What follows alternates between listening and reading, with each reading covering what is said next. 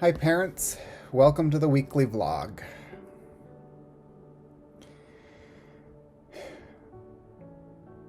This week I would like to talk about a deeply personal and very complicated subject. The topic of how to talk to your kids about what's going on in our country right now. Children absorb far more than we often think they do, and sometimes they don't have the words to effectively express what it is they are feeling. Living in Maine, it can sometimes feel as though the events in our country are far removed from where we live, and that the small communities we live in can protect us from the realities of life elsewhere. But for children, Washington, D.C., Boston, Minneapolis, and other major metropolitan areas are as close as the next town over.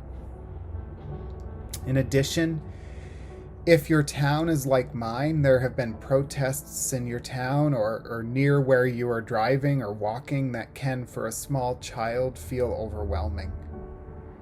In addition, children sometimes hear disparaging remarks about people and attribute them to the people they know in a way that can be both scary and confusing. What children, white, black, or brown, need most right now is to feel that they are safe and that the adults who love them can keep them safe. Taking into account what is happening on the streets of the state of Maine and in our country can be confusing and scary in as much as possible. First and foremost, it is important to assure your child that your job is to keep them safe, and that you will do everything in your power to make sure that you do that every day. The next thing I would recommend is doing a quick YouTube search and finding a video clip of Fred Rogers and Francois Clemens. In the clip that originally aired on May 9th, 1969, from Mr. Rogers' neighborhood, Mr. Rogers and Officer Clemens share a pool to cool their feet on a hot day.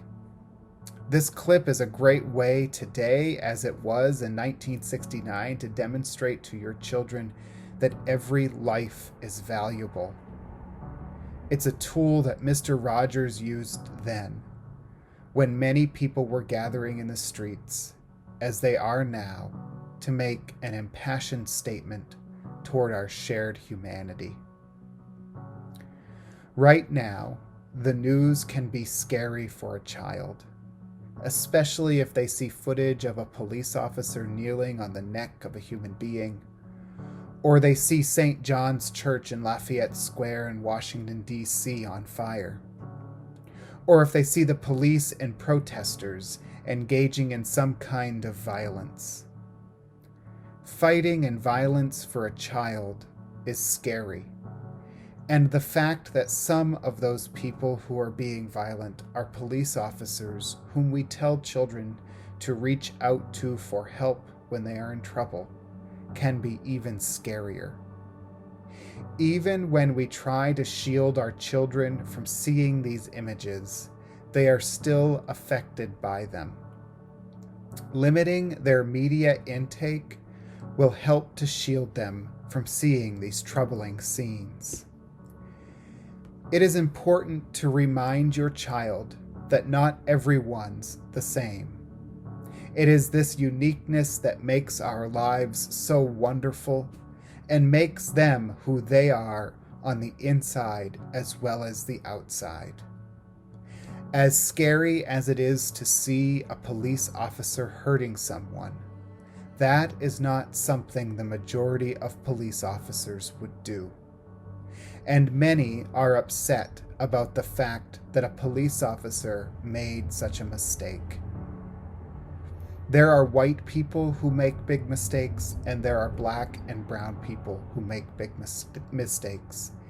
And neither defines every black or brown person or every white person. When someone makes those big mistakes, they are showing the rest of us how insignificant they feel. It is important to remind your child that the police officers in their towns or in their families are more like the majority of police officers than the ones they see on the news who have made big mistakes. It is also important to emphasize with your child that if they see places that look like the places they go being looted and destroyed, that you will make sure to keep them safe by checking to make sure that the stores or places you're taking them are safe before you go, and that if the situation does not feel safe to you, you will not take them. If you have a child that has black or brown skin, this time can feel particularly scary. It is important to remind your child that you love them and that you are working extra hard to keep them safe. They are seeing people on the news that look like them and what looks like unsafe situations, and they are seeing images of a man dying. These images, coupled with some of the things they are hearing, can make every child and adolescent question whether they are safe. It probably feels as though you, as their parent, do not know what to do, but a place to start is to make sure your child knows that you and other important people in their lives love and cherish them, and that you are doing everything in your power to keep them safe.